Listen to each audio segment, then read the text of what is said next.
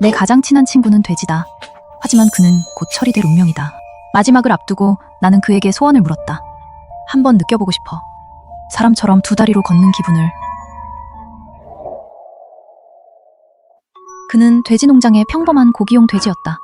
평범하지 않은 건 내가 그의 말을 알아듣는다는 점이었다. 지난주 사장이 복잡한 표정으로 내게 물었다. 우리 농장의 비육도는 보통 몇 근쯤 되면 출하 대기 순서에 들어가지? 200근이요. 그러자 그는 말하는 그 돼지를 가리키며 주변 돼지들보다 3배는 더 커 보이는 몸집을 보고 의아한 눈빛을 보냈다. 나는 긴장해서 마른 침을 삼켰다. 아, 저 친구는 그냥 부은 거예요. 사장은 못마땅해하며 설 전에 반드시 처리하라고 했다. 내 눈에는 눈물이 고였다. 돼지가 다가와 말했다. 뭐 나쁘진 않아. 나도 살 만큼 살았어. 그리고 사실 전부터 생각했는데 이건 다른 돼지들에게 좀 불공평한 것 같아. 하지만 난 널 보내기 싫어. 넌 여기서 가장 마음을 훔치는 돼지란 말이야. 돼지는 잠시 침묵하더니 그럼 나 소원 하나 빌어도 될까? 무슨 소원을 빌고 싶은데? 뭐든 괜찮아? 계속 살고 싶은 거라면 미안해. 그건 내가 어떻게 못해. 하지만 다른 일이라면 내가 어떻게든 도와볼게. 돼지는 금세 기뻐졌다. 작은 눈을 동그랗게 뜨고 말했다. 한번 느껴보고 싶어. 너희 사람들처럼 두 다리로 걷는 게 어떤 기분인지. 이번엔 내가 침묵할 차례였다. 나는 문득 깨달았다. 나와 이 돼지의 우정이 사실 그리 깊지 않았을지도 모른다고. 농담이다. 아주는 내 유일한 친구였다. 돼지 농장 동료들은 늘 나를 괴롭혔다. 누가 맡을지 애매한 일은 전부 내게 떠넘겼고 매년 설이면 그들은 일찍 집으로 갔다. 나만 홀로 남겨진 채 연휴에도 돼지 농장에서 당직을 섰다. 지난 몇 년간의 섣달금인 만찬은 사장이 주문해서 농장으로 보내준 음식을 나 혼자 먹는 것이었다. 그래도 억울하진 않았다. 어차피 집에 돌아가도 밥상에 앉지 못할 테니까. 설에 집으로 돌아간다는 건 출하를 기다리는 돼지와 다를 바 없었다. 아마 비슷한 처지끼리 끌렸던 걸지도 모른다.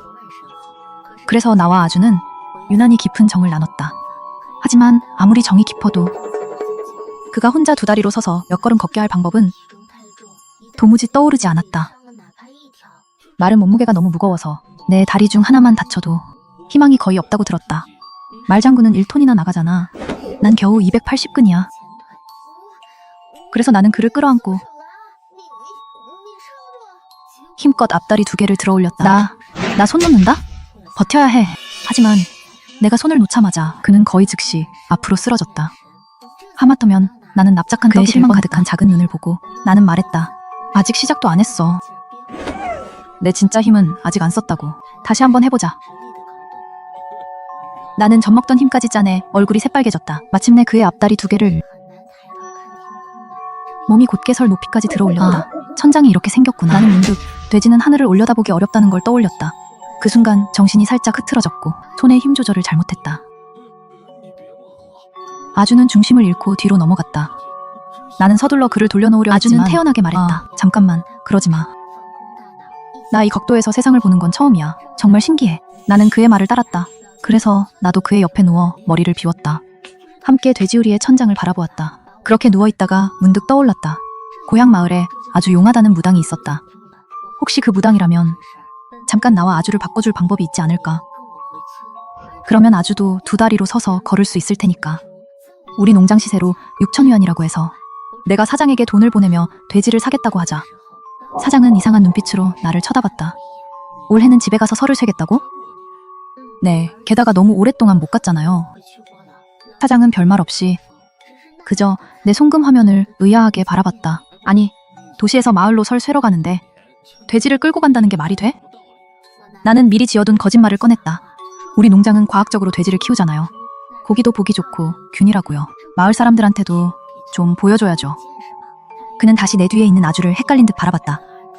이게 네가 한참 붙잡아둔 그 녀석이야?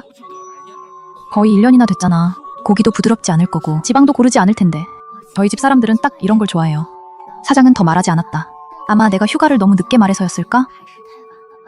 그는 조금 화가 난 것 같았다. 온몸에 문신이 있어서 사실 나는 늘 그가 조금 무서웠다. 그래서 괜히 찔려 고개만 숙였다. 설 지나고는 다시 올 거냐? 나는 황급히 고개를 끄덕였다. 그는 콧방귀를 뀌더니 입에 물고 있던 담배를 발밑에 던져 비볐다. 그리고 휴대폰을 꺼내 몇 번 누르자 알리페이에 그가 3,000위안을 돌려보냈다는 알림이 떴다. 그럼 됐다. 올해 네가 농장에서 설 안 쇠면 내 설 음식값도 아끼는 거지. 원래 내가 매년 먹던 설 음식이 이렇게 비쌌던 건가? 내가 미처 묻기도 전에 그가 눈썹을 치켜 세웠다. 돌아올 거면 빨리 돌아와. 설에 일이 없어도 문 지킬 사람은 필요하니까. 도무지 이해가 안 가네. 세배 임금도 마다하고. 그런데 가서 고생을 하겠다니. 그는 투덜거리며 떠났다. 천사장이 떠난 뒤 아주가 내게 물었다. 네 가족은 늙은 돼지고기를 좋아해? 정말이야? 그들이 집에서 고기를 먹을 때 나는 늘 끼지 못했다. 그들이 어떤 고기를 좋아하는지도 모른다. 나는 그에게 무섭냐고 물었다. 그는 잠시 생각하더니 내 소원이 이루어진 뒤에는 네가 직접 나를 보내줄 수 있어? 다른 사람이 하면 아무래도 조금 무서울 것 같아. 그건 당연히 괜찮았다. 원래 아주가 농장에 남았어도 내가 직접 보내줘야 했으니까. 나는 가축을 실어도 된다는 작은 화물차를 빌렸다. 그리고 아주를 데리고 마을로 향했다. 마취제도 하나 챙겼다. 아주를 보내기 전에 놓아줄 생각이었다. 나는 집에 미리 돌아간다고 말하지 못했다. 갑자기 돌아간다고 했다가 또 욕을 먹을까봐 두려웠다. 작은 화물차는 읍 입구에서 더 안으로 들어가려 하지 않았다. 그래서 나는 어쩔 수 없이 전동 3륜차를 모는 할아버지에게 돈을 더 주고 마을 안까지 태워달라고 했다. 나와 아주는 3륜차 뒤 짐칸에 앉았다. 길가의 마을 사람들은 우리를 보고 신기하다는 듯 아주도 바라봤다. 시골 돼지들과 서로 호기심 어린 눈빛을 주고받았다. 시골 돼지들은 몸에서 냄새가 났고 피하 지방도 한눈에 봐도 지나치게 쌓여 있었다. 그런데 그들이 아주를 보는 눈빛은 몹시 깔보는 듯했다. 나는 아주를 우리 집 돼지우리로 데려갔다. 너 여기서 잠깐만 기다려. 밤에 그 무당을 찾아갈게. 그리고 나는 몇 번 깊게 숨을 들이마셨다. 억지로 환한 웃음을 지어 보였다. 미리 찾아둔 붉은 지폐들을 가슴 앞에 부적처럼 쥐고 집 문을 밀어 열 준비를 했다. 손을 문에 올린 순간 집 안에서 손님이 말하는 소리가 들렸다. 우리 집 샤오셰는 참 능력 있어요. 남의 집 딸들을 보세요. 나이가 되면 그저 시집 가는 게 전부인데 우리 샤오셰는 도시에 나가 일할 줄도 알고 집안 살림까지 다 책임지고 있답니다. 아이도 잘 낳을 테니 걱정 마세요. 나는 집밖 모퉁이에 쪼그리고 앉아 한참을 들었다. 부모님은 마치 채소값을 흥정하듯 손님과 값을 맞췄다. 결국 양쪽은 기쁘게 12만 8천 위안으로 합의했다. 손님은 밤에 일이 있다며 식사는 하지 않고 가겠다고 했다. 문이 열렸다. 나는 가로 세로가 거의 같은 살덩이 같은 남자를 보았다. 그가 희색이 만면한 얼굴로 뒤뚱거리며 주머니 속 휴대폰이 한 번 진동했다. 꺼내보니 엄마가 보낸 메시지였다. 그녀는 다정하고 친절한 말투로 올해는 꼭 집에 와서 설을 쇠라고 했다. 나는 한숨을 쉬었다. 아마 너무 많은 돼지를 보내온 업보일지도 모른다. 화약이 돼지 먹이로 들어간 셈이었다. 그래서 나는 돼지우리로 숨어들었다. 하지만 내가 돼지 한 마리를 데리고 마을에 돌아왔다는 소식은 집안에 숨길 수 없었다. 얼마 지나지 않아 엄마는 반신반의하며 옆집 아주머니에게 이끌려 돼지우리로 왔다. 그녀는 습관처럼 입을 열자마자 욕부터 했다. 넷째 계집애야. 집에 오는데도 모셔야 하냐? 리냐오의 책도 방에서 기어나오듯 모습을 드러냈다. 나를 보자마자 아무 말 없이 주먹을 휘둘러 내 배를 2번 쳤다. 오, 샌드백이 돌아왔네. 샌드백이 돌아왔다. 나는 참고 서 있을 뿐 감히 움직이지 못했다. 곁눈질로 그의 몸집을 보니 돼지처럼 살이 쪄 보인다는 생각밖에 들지 않았다. 옆에서 말없이 있던 아빠는 나를 한 말도 하지 않고 몸을 돌려 집 안으로 들어갔다. 리냐오의 틱 분풀이를 끝내자 엄마가 다시 다가와 내 귀를 잡아당겼다. 올해 설 선물이라고. 돼지 한 마리로 우리를 때우려는 거냐? 일부러 나 속 터지게 하려고? 나는 그녀를 최대한 자극하지 않으려 애쓰며 품속에서 지폐 뭉치를 꺼냈다. 그제야 겨우 내 귀를 구할 수 있었다. 엄마는 굳은 얼굴로 돈을 세었다. 아마 금액이 그럭저럭 마음에 들었는지 더는 아무 말도 하지 않았다. 그러더니 5장을 빼내. 린야오 에먼에게 읍내에 가서 마음에 드는 운동화를 사라고 했다. 그녀의 기분이 조금 풀린 틈을 타 나는 조심스럽게 다가갔다. 엄마, 제가 돼지농장 아주머니들한테 도시식 돼지고기 요리법을 꽤 많이 배웠거든요. 월일 107일 밤에 제가 한 상 차려드릴게요. 그러니까 그 돼지는 너무 일찍 잡지 말고 제가 손보게 해주세요. 흥, 누가 너처럼 흙바닥 뛰어다니는 걸 보물처럼 여기는 줄 아니? 그 뒤 엄마는 손을 휘저으며 나를 내쫓듯 한쪽으로 가서 일이나 하라고 했다. 더는 나를 신경 쓰지 않았다. 나는 집안에 쌓인 빨래를 하고 장작을 패고 무너진 담도 손봤다. 집 안으로 돌아왔을 때는 이미 식사 시간이 한참 지나 있었다. 내 몫의 밥은 아무도 남겨두지 않았다. 나는 익숙하게 부엌으로 갔다. 남은 잡다한 찬밥과 찬반찬을 한데 섞어 냄비에 담고 돼지우리로 가져갔다. 아주와 내가 반씩 나눠 먹으려 뒤적이다가 그 안에 돼지고기 조각 같은 게 있는 걸 발견했다. 막 골라내려던 참이었는데 아주는 아무렇지 않게 고개를 받고 먹기 시작했다. 괜찮아. 우리 돼지는 원래 잡식성이잖아. 게다가 아까 나도 봤어. 너희 인간도 인간을 먹더라. 그러니 돼지한테 너무 높은 기준을 들이대지 마. 밤이 깊어지고 집안 사람들이 모두 깊이 잠든 뒤 나는 어둠을 더듬어 무당을 찾아갔다. 무당은 한밤중에도 자지 않고 뻐끔뻐끔 물담배를 피우고 있었다. 그녀는 내 부탁을 끝까지 차분히 들어주었다. 네가 데려온 그 돼지는 연기가 너무 강해. 몸이 사라진다 해도 혼은 얼마나 오래 떠돌지 모른다. 그와 혼을 바꾸는 건 위험해. 생각은 제대로 한 게냐? 만약 그가 네 몸에서 나가길 거부하면 넌 돌아오지 못해. 그때 설에 솥에 들어가는 건 그 돼지가 아니라 네가 될 게다. 아주는 제 친구예요. 그럴 리 없어요. 무당은 비웃음을 흘리더니 갑자기 얼굴을 바꾸고 나를 밖으로 내쫓았다. 사람 마음도 제대로 헤아리지 못하면서 짐승 마음을 믿겠다니. 나는 문 밖으로 쫓겨났다. 시겁한 채 급히 외투 주머니에서 돈을 꺼냈다. 무당이 문을 닫는 속도가 느려졌다. 6번째 지폐를 꺼냈을 때 그녀는 문틈을 조금 남긴 채 멈췄다. 나는 얼른 그 틈으로 다시 방 안에 들어갔다. 무당은 돈을 받고 부적 한 장을 내주었다. 혼을 바꿀 양쪽의 피를 그 위에 묻히면 된다. 그러고는 찬장에서 콜라 한 병을 꺼내 내게 주었다. 한밤중 낮에 린야오춘에게 맞았던 배가 계속 욱신거렸다. 통증이 심했다. 나는 이마에 식은땀을 흘리며 깨어났다. 얇은 이불을 걷어보니 생리가 시작되어 있었다. 설날에 생리를 한 것도 모자라 이불복까지 더럽혔으니 아빠에게 크게 혼날 게 뻔했다. 나는 아플 틈도 없이 억지로 몸을 일으켰다.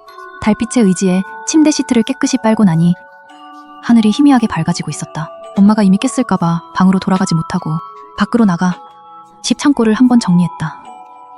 그리고 새벽 시장에 가서 신선한 채소와 과일도 샀다. 일부러 한 바퀴 돌아서야 집으로 향했다. 너무 일찍 돌아왔다가 아침도 미리 안 차렸다고 욕먹을까봐.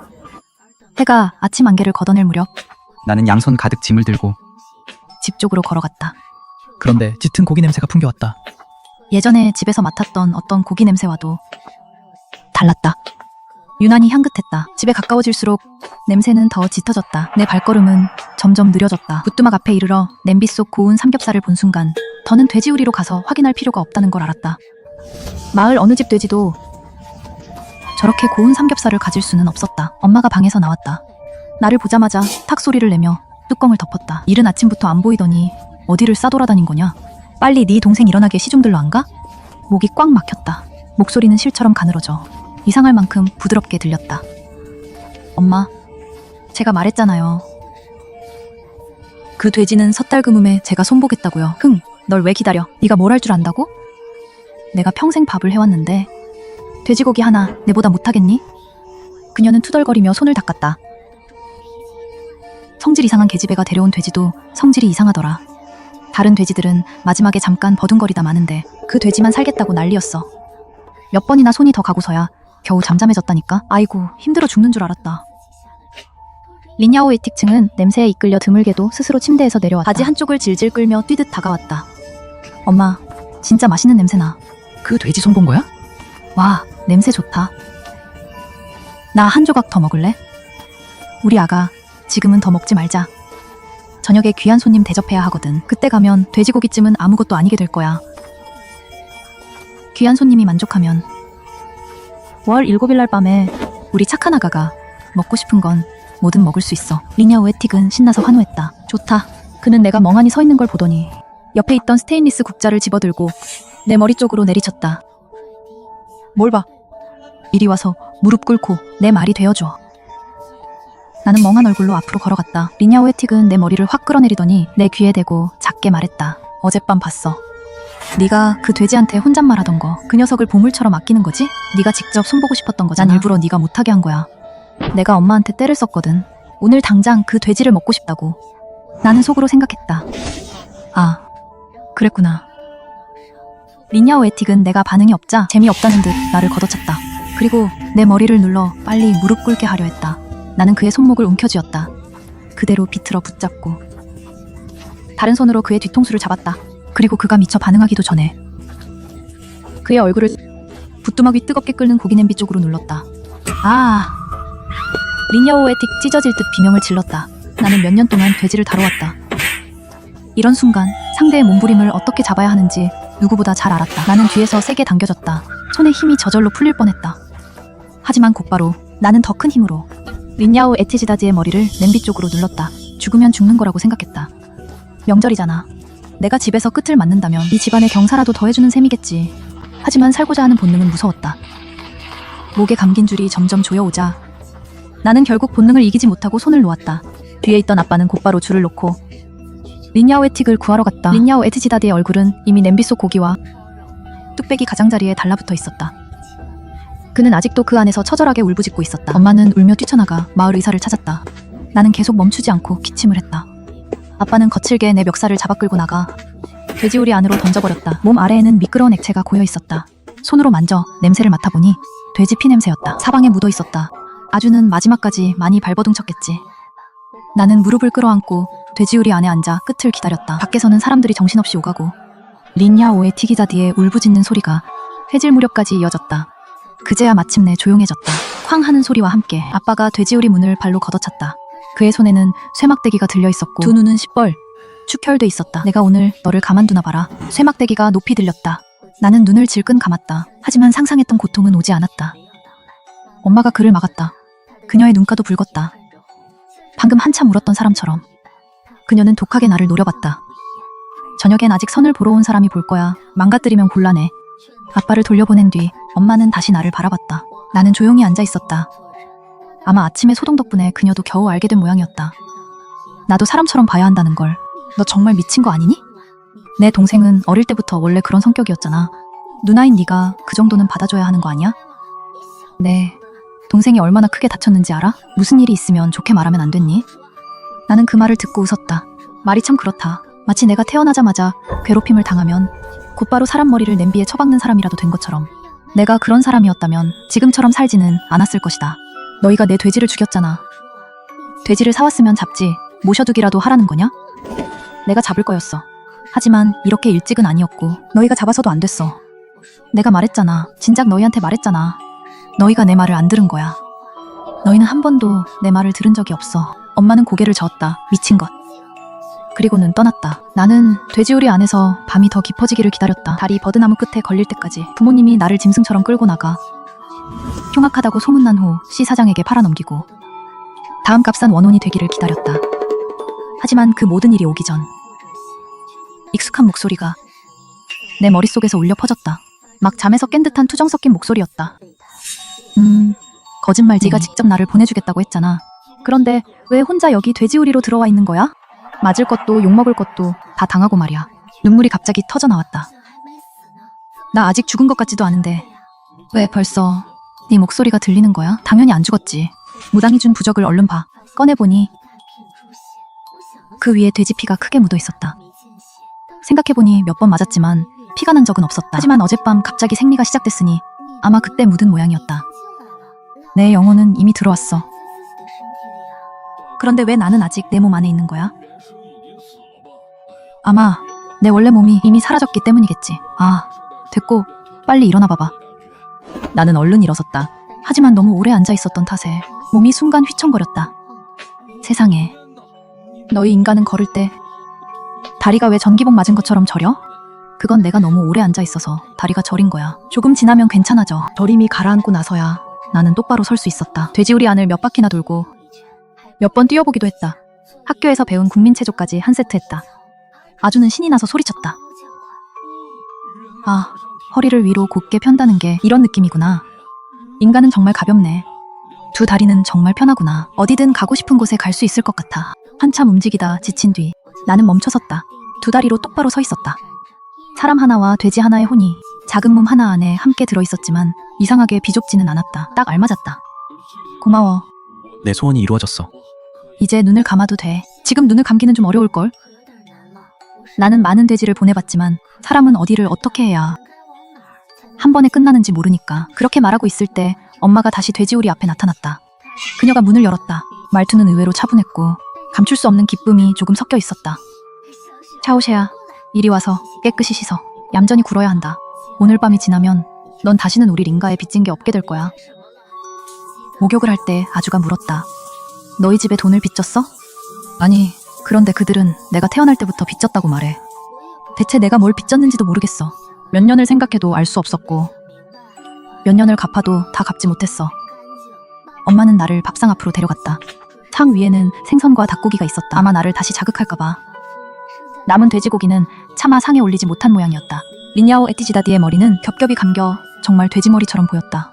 나는 참지 못하고 웃음이 새어나왔다. 그의 눈에서는 불길이 뿜어져 나올 듯했고 목구멍에서는 흐릿한 으르렁거림이 흘러나왔다. 당장이라도 달려들 듯했지만 아빠가 그를 막았다. 아빠는 상석에 앉은 공처럼 둥근 남자에게 허리를 굽혀 웃어 보였다. 하하하, 이 아이가 제 딸입니다. 후 사장님 보시기에 어떠신지요? 후전 차이에 부채 같은 손바닥이 뻗어왔다. 그는 내 턱을 들어 올리고 이리저리 살펴보았다. 나쁘지 않군. 몇 살이지? 17입니다. 곧 성인이 되어. 하하하. 글은 배웠나? 배웠죠. 배웠습니다. 하하. 글도 알고 셈도 할 줄 압니다. 성적도 그리 나쁘지 않았고요.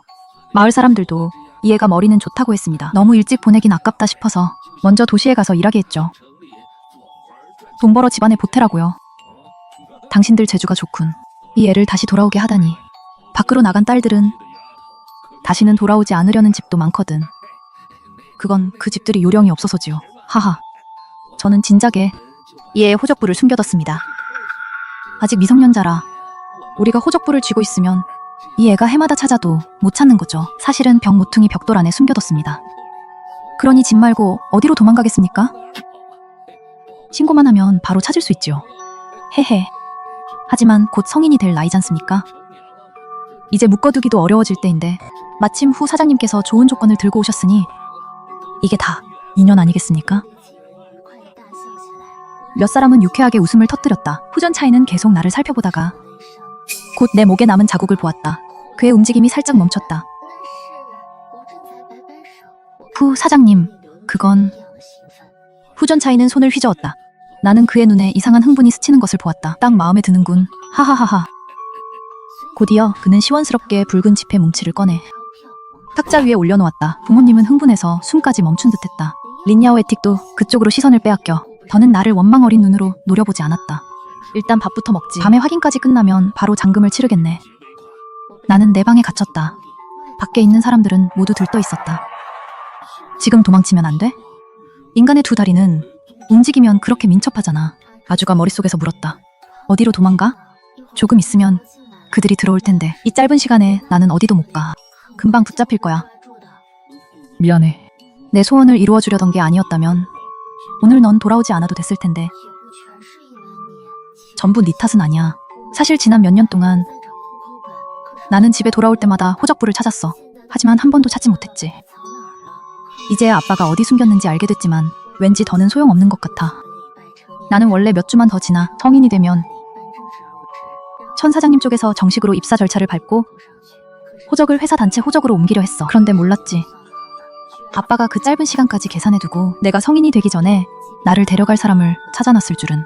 올해 내가 설에 집에 오지 않았더라도 아마 그들은 어떻게든 나를 찾아냈을 거야. 그 머리를 조금이라도 제대로 된 일에 썼다면 우리 집이 이렇게 오랫동안 내가 보내는 푼돈에 기대 살진 않았을 텐데. 하지만 누가 그들을 탓하겠어. 이제는 호적부를 찾고 싶은 마음도 없어. 그냥 고통 없이 사라질 방법만 찾고 싶어. 그런데 그것마저 너무 어렵다. 내 방에는 원래도 별것이 없었는데 내가 돼지우리에 갇혀있던 사이 가방마저 그들이 뒤져놓았다. 남아있던 돈도 사라져 있었다. 막막해하고 있던 그때 방문 쪽에서 쾅 하는 큰 소리가 났다.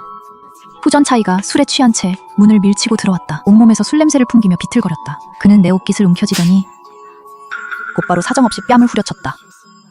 입안에 곧바로 비릿한 맛이 퍼졌다. 제법 독하다며? 스스로 목을 맬 줄도 안다지? 발버둥 쳐봐. 목숨 걸고 발버둥 쳐보라고. 네가 어디까지 도망칠 수 있나 보자. 나는 원래 그의 뜻대로 반응해주지 않으려 했다. 그냥 몸을 굳힌 채 버티려 했다.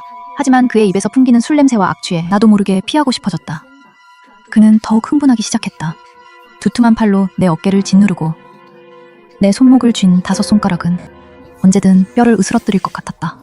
후전 차이는 나를 붙잡고 역겹게 들러붙었다. 그러다 몇 번 되지도 않아 내 바지를 끌어내렸다. 그리고 피가 묻은 생리대를 보았다. 그는 순식간에 술이 반쯤 깬 듯했다. 감히 나를 속여? 그는 더는 나를 신경 쓰지 않고 몸을 돌려 부모님에게 따지러 가려 했다. 하지만 몇 걸음 가지 못해 갑자기 몸을 부르르 떨더니 축 늘어져 쓰러졌다. 그의 목덜미에는 방금 꽂힌 듯한 긴 바늘이 박혀 있었다. 나는 바늘을 뽑아냈다. 그리고 얼굴에 묻은 피를 대충 훔쳤다. 누가 생리가 불길하다고 했어? 생리 덕분에 살았네. 이 마취 바늘은 원래 나한테 쓰려고 했던 건데. 그러게. 내 몸에 쓰려고 준비한 거라 다행이지. 아니었으면 저 돼지 같은 놈을 눕히기엔 부족했을 거야. 그럼 이제 어떻게 할 거야? 지금은 도망칠 수 있어. 부모님은 이 뚱뚱한 남자가 방을 쓸 거라고 생각해서 오늘 밤 여기서 자진 않을 거야. 아마 멀지 않은 곳에 있는 할아버지 할머니의 옛집으로 갔을 거야. 나는 허둥지둥 가방을 챙겼다. 모든 것을 되는 대로 쓸어 담았다. 그리고 아빠 방으로 가서 호적부를 찾아냈다. 나는 좁은 길을 따라 최대한 몸을 낮춘 채 걸었다. 그러면서도 흥분을 감추지 못하고 아주와 이야기를 나눴다. 괜찮을지도 모르겠네. 그거 이름이 다중인격 아니면 정신분열 같은 거였지. 여러 개가 존재하는 같은 몸 안에 동시에 있는 거잖아. 호적부도 손에 넣었네. 설 지나고 몇 주 뒤면 내가 성인이 된다. 호적도 생겼으니 노력하면 작은 내 집 하나쯤 생길 수도 있겠지.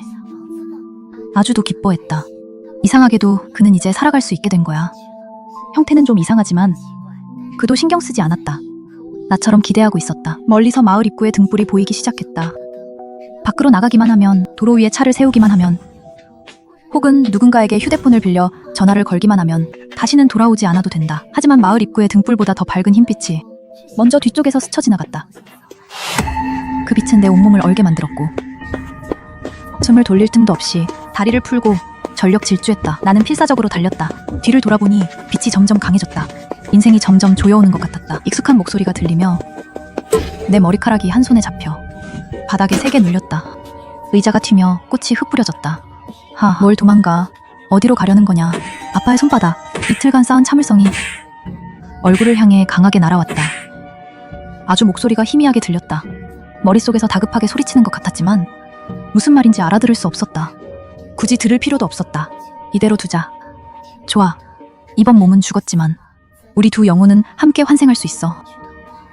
다음 생에도 친구가 될 수 있겠지. 드디어 신나게 놀았던 아빠가 내 머리카락을 잡고 죽은 개처럼 나를 질질 끌고 갔다.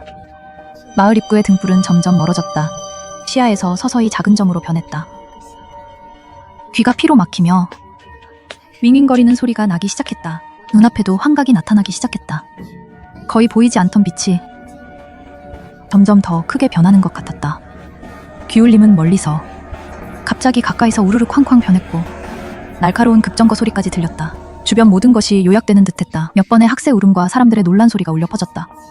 머리 피부를 꽉 잡고 있던 힘이 갑자기 풀리고 큰 손이 나를 들어올려 부드러운 자동차 좌석 위에 털썩 넣었다. 이런 개자식 같으니 안전벨트 착용하고 안정되게 앉았다. 나는 믿을 수 없다는 듯 눈을 크게 떴다. 이건 천 사장님이었고 개조한 스포츠카가 굉음을 내며 도로로 나섰다.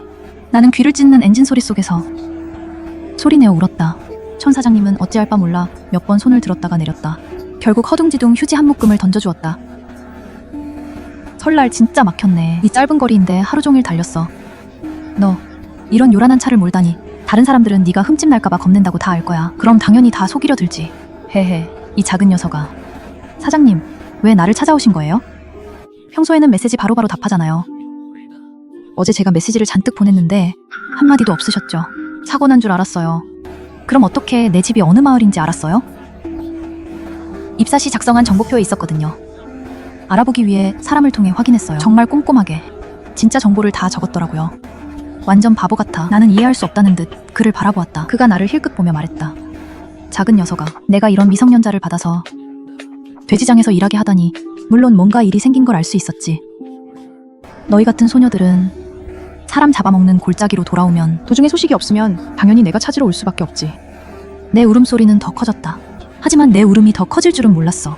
스포츠카 엔진 소리와 더 크게 울리는 굉음이 갑자기 바뀌었다. 사장님이 얼굴을 재빨리 살펴본 후 그건 마치 준마 같았다. 분명 불법 개조된 차가 뒤쫓아왔다. 운전석엔 얼굴에 모든 걸 드러낸 후전제가 앉아있었다. 내가 아중에게 준비한 마취 용량이 겨우 잠깐만 쓰러뜨렸을 뿐이라니. 정 사장님은 엑셀을 끝까지 밟았다. 하지만 그의 차가 아무리 작아도 정식으로 합격 검사를 통과한 차량이었다. 불법으로 온몸을 개조한 시골차를 이길 수는 없었다. 몇 번의 아찔한 타이어 마찰음 속에 우리는 금세 후전제에게 강제로 멈춰졌다. 후전제가 차문을 확 열었다. 웃으며 우리에게 걸어왔다. 손에는 날카로운 도끼를 쥐고 있었다. 사장님. 무슨 무기라도. 법을 지키는 문신 있는 사내가 좌우를 더듬더듬 마지막으로 내 멍한 시선 앞에서 장식용 스위스 작은 군용칼을 꺼냈다. 펼친 칼날은 산고양이 것보다 짧았다. 아, 너무 급하게 와서 소홀했어. 아무것도 안 가져왔어. 이거 하나뿐이야. 아내가 준 거야. 예쁘지? 헤헤. 사장님, 원래 당신 일 아니에요? 그 돼지는 내가 쓰러뜨린 거예요. 그가 원하는 건 나예요. 내릴 테니까 얼른 가세요. 그는 당신을 쫓지 않을 거예요. 말하며 나는 차문을 열렸는데 다시 옷깃을 잡혔다. 6번째 기둥, 진 사장이 한숨 쉬며 말한다. 에휴, 너희 여자애들은 참. 그리고 그는 작은 손끝 칼을 움켜쥔 채 차에서 내려 딩딩 2번 울리며 나를 차 안에 가둔다. 나는 미친 듯이 문 손잡이를 잡고 차를 두드렸다. 하지만 차 문은 꿈쩍도 하지 않았다. 후전제는 술이 아직 깨어나지 않았다. 머릿속엔 방금 어린 여자애에게 얼굴을 망신당한 생각뿐. 핏기가 돌고 도끼를 휘두를 기세였다. 나는 진 사장이 좌우를 살피며 몇 번이나 격투기로 후전제의 관절을 꺾으려 했지만 모두 상대의 긴 평평한 무기에 막혀 점점 밀렸다. 진 사장은 뒤쪽에 작은 나뭇가지에 걸려 넘어지고 말았다. 구지는 머리를 치켜들고 크게 3번 웃었다. 도끼를 높이 들어 뒤로 올리며 진 사장에게 휘두르려 했다. 나는 소리도 안 나는 비명을 질렀다. 눈앞에서 후전제가 도끼를 높이 들었지만 아무것도 할 수 없었다. 위급할 때 눈에 보이는 장면이 정말 천천히 느려지는 걸 알았다. 하지만 곧 깨달았다. 내 눈이 느려진 게 아니라 후전제가 정말 멈춰 있었던 거다. 그는 도끼를 높이 든 채 정지한 상태로 있었다. 아니면 도망치던 칼이 손에서 미끄러졌을지도 모른다. 땅에 떨어지고 곧바로 뒤로 쓰러졌다. 내 발을 하늘로 들고 반쯤 열린 입. 눈은 그대로 고정. 어디서 본 듯한 모습. 정 사장은 상황을 확인한 뒤 묘하게 머리를 긁적이며 차 문을 열었다. 날 내보냈다. 나는 서둘러 나가 그의 상처를 닦았다. 그때 아주가 갑자기 물었다. 에이, 소설, 이거 네가 말한 거 맞아? 마을에서 누군가 거북이에게 홀린 모습 말이야. 맞아, 무당이 어디선가 나타났어. 손에는 네 발을 하늘로 든 간신히 몸부림치는 거북이를 끌고 있었다. 사장님, 조심스럽게 날 몸 뒤로 지키며 무슨 일이야? 너 누구야? 에이. 괜찮아, 긴장하지 마. 내가 질문하는 거야. 무당이 웃으며 발끝으로 거북이처럼 꼼짝 않는 후전을 찌르며 확실히 그가 우리를 구했어. 나는 감사의 마음으로 사과했다. 무당은 적을 마주하듯 손가락을 내밀며 헛소리하지 마. 내 일 아니야. 난 의뢰 외의 일은 절대 안 해. 그저 손에 든 거북이를 살짝 흔들었을 뿐. 동물이 뭘 생각하는지 누가 알겠어. 몇백 년은 살았을 늙은 거북이. 이미 전기가 깃들었어. 사랑이 누구에게 갈지는 아무도 몰라. 우리 엄마, 나는 그냥 이 늙은 녀석을 데려다 준 것뿐이야. 말하며 그는 거리낌 없이 진 사장의 차에서 내 가방을 끌어냈다. 부끄러운 듯 고개를 숙이고 뒤적이기 시작했다. 미안, 돈이 없어. 그가 삑 소리를 냈다. 그리고 가방에서 내게 준 콜라를 꺼내 마셨다. 그 후 새 환원 부적을 꺼내 내게 주었다. 콜라를 다 마신 뒤 그는 장대한 트림을 하고 떠났다. 떠나기 전 손에 든 거북이를 흔들며 진 사장에게 장수와 큰 불을 기원했다. 나도 똑같이 따라했다. 아주와 의식을 잃은 후전제의 영혼을 바꿨다. 아주의 영혼이 후전제의 몸에 들어가자 후전제는 다시 자극을 받아 깨어났다. 완전히 다른 두 표정이 한 얼굴 위에서 뒤엉켰다. 마지막은 영원히 울리는 돼지 울음으로 끝났다. 맑고 철학적인 표정으로 고정되었다. 화신은 죽은 거야? 아니, 원래 몸은 살아있어. 영혼도 그대로 있어. 몸 근처에 있을 거야. 진박이 말했지. 아주의 영혼력이 너무 강해서. 흔들린 부적을 써도 그가 원하지 않으면 원래 영혼조차도 그를 이길 수 없다고. 나는 조수석에 앉고 아주는 넓은 뒷자리에서 혼자 머리를 만졌다. 진 사장은 운전하며 말이 없었다. 내가 모든 상황을 이야기하자 그의 세계관이 완전히 뒤흔들렸다. 나는 상황을 고려해 진 사장을 대신해 아주에게 중요한 질문을 진 사장이 널 죽이려 했을 때 원한을 품겠니? 그럴 리가. 아주는 손가락 5을 펴며 진용님 일찍이 눈치챘어. 계속 날 몰래 지켜줬다는 걸. 연말까지 참았지. 첫째는 너무 일찍 알면 상처받을까봐. 둘째는 돼지에게 마음을 너무 쓰면 내가 죽었을 때 네가 더 힘들어질까봐. 진 사장은 부인하지 않았다. 그때 내가 죽으면 그러면 네가 더 회복하기 힘들어질 거야. 진 사장은 부인하지 않았다. 설날이라 심야에도 도시로 돌아가는 길은 전혀 막히지 않았다. 3시간 만에 도착했다. 진 사장은 우리를 자기 집으로 데려가 편히 쉬게 했다. 나는 더 이상 버티지 못했다. 간단히 세수만 하고 곧바로 잠들었다. 다음날 늦게까지 따뜻한 밥 냄새가 부드럽게 나를 깨웠다. 조심스럽게 짐을 챙겨 방을 나섰다. 아주는 이미 부엌에서 돕고 있었다. 온화한 얼굴의 여자가 나를 보고 친절하게 앉으라며 함께 설날 저녁을 먹자고 했다. 진 사장은 우리가 그녀를 서스라 부르라 했다. 평소 엄숙한 남자가 아내 곁에서 기쁘게 명령을 따르며 움직였다. 꼬리를 흔드는 듯 행복해 보였다. 식사 시간. 우리 4명은 유리잔을 들어 건배했다. 첫 음식을 입에 넣자 나는 갑자기 울음을 참지 못했다. 젖스는 급히 젓가락을 내려놓고 왜 그러냐고 물었다. 갑자기 무언가를 떠올린 듯 스스로를 책망하며 욕을 내뱉었다. 대충 눈물을 닦고 고개를 저으며 괜찮다고 말했다. 정말 괜찮다.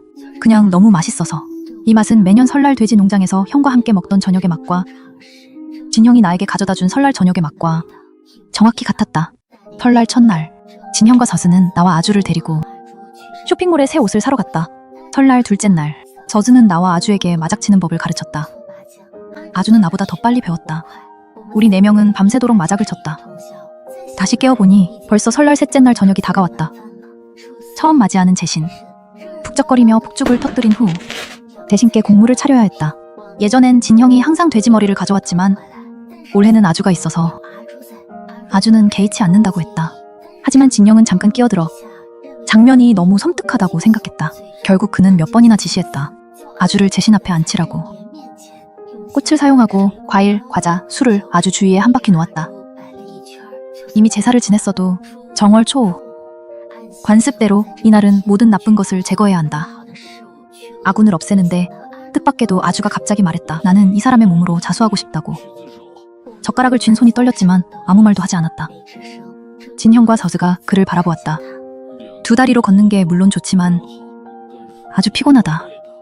게다가 나는 지금까지 그저 2다리로 걷는 걸 시험해보고 싶었을 뿐 인생을 한 사람으로 살 생각은 없었다.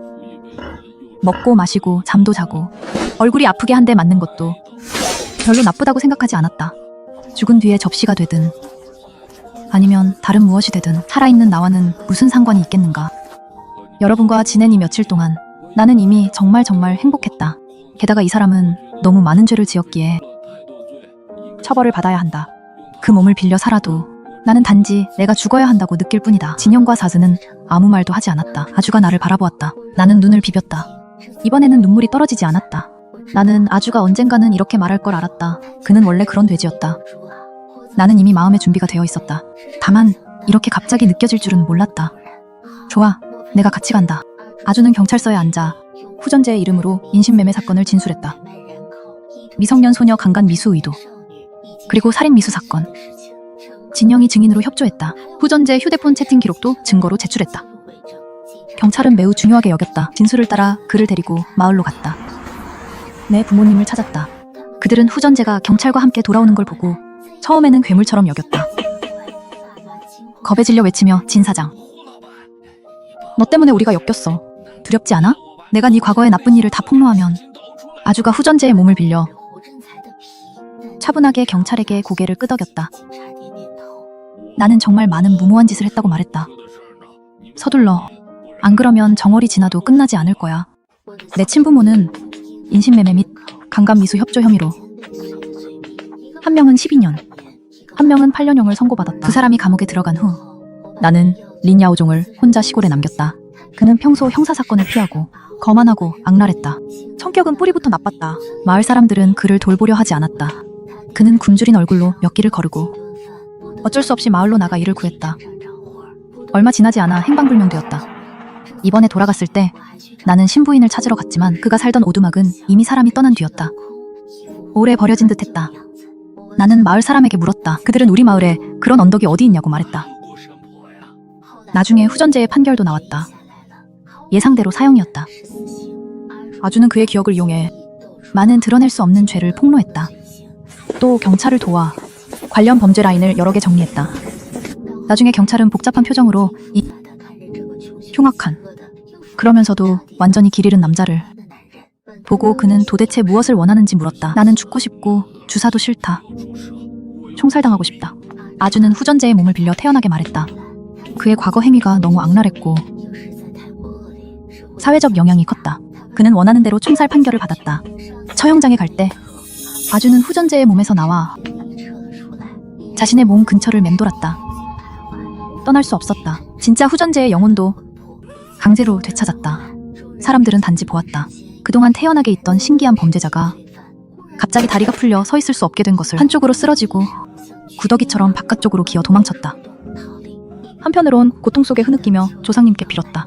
결국 여러 경찰이 그를 강제로 제압했다. 총성이 울리며 그의 가장 약한 삶이 끝났다. 모든 일이 마무리될 때쯤 내가 성인이 된 지 벌써 반년이 지났다. 나는 여전히 돼지 농장에 남아있었다. 경험이 풍부해 관리자가 되었다. 예전에 어린 나이를 보고 괴롭히던 동료들도 더 이상 나를 얕보지 않았다. 게다가 지금의 나는 반항하는 법도 배웠다.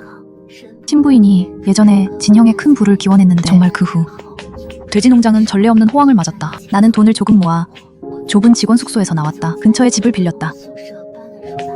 일이 끝나면 조용히 책을 읽고 문제를 풀었다. 한 번 실패한 후 두 번째 시도에 대학 자격시험에 합격했다. 이제 너도 대학생이 된 셈이다. 주무대 떠나. 더 나은 직장을 구하고 싶니? 나는 고개를 저었다.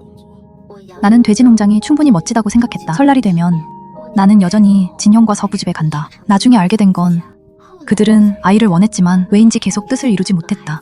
저수가 손을 크게 흔들며 그냥 나를 양녀로 삼았다. 그녀를 엄마라고 부른 날 오랫동안 흘리지 않았던 눈물이 참지 못하고 흘러내렸다. 그날 밤 우리는 세 사람이 오랫동안 이야기했다. 나는 아주와의 모든 경험을 이야기로 삼아 있는 그대로 그들에게 들려주었다. 하지만 엄마는 듣고 난 뒤 생각하며 첫 번째 혼원 부적에서 아주의 영혼이 네 몸을 놀라게 했을 거라고 했다. 하지만 아주의 원래 목소리는 이미 죽었기 때문에 내 영혼은 교환을 완전히 하지 못했다. 맞지? 그럼 그 부적은 절반만 남았을 가능성도 있을까?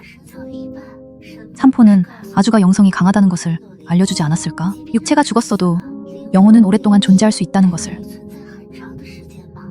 혹시 내가 눈을 반짝였던 것처럼 다음날 진영이 나에게 작은 반려돼지를 가져왔다.